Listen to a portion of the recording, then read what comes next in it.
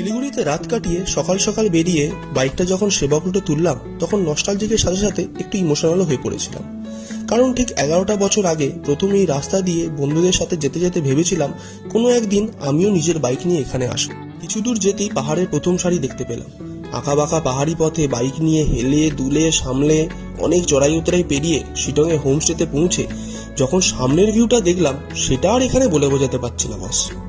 আমাদের পৌঁছাতে পৌঁছাতে দুপুর হয়ে গেছিল, তাই হোমস্টের মালিক গরম চায়ের সাথে আমাদের ওয়েলকাম করে আর বেলা না বাড়িয়ে লাঞ্চের জন্য বলল। খাওয়া দাওয়া ল্যাদ খেয়েই বাকি দিনটা কাটিয়ে দিলাম। নেক্সট ডে সকালে রুম থেকে বেরিয়ে দেখি চারিদিক মেঘে ঢেকে ফেলেছে।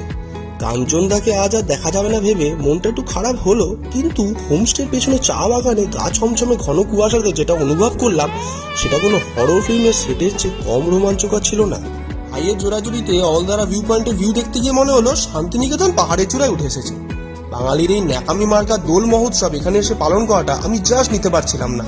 আর সেটা দেখেই ভাই আমাকে এখানে বেশিক্ষণ রাখার রিস্কটা নিতে পারলো না। ওখান থেকে বেরিয়ে নামথিং পোখরির পাইন বনে একটু ফটোশুট করে এই মেঘলা দিনে আর বাইরে ঘোরাঘুরি না করে রুমে গিয়ে ল্যাদ খাওয়ার ডিসিশন নিলাম। পরের এপিসোডে দার্জিলিং জমজমাট নিয়ে আবার তোমাদের সামনে আসছি। ততক্ষণের জন্য টাটা।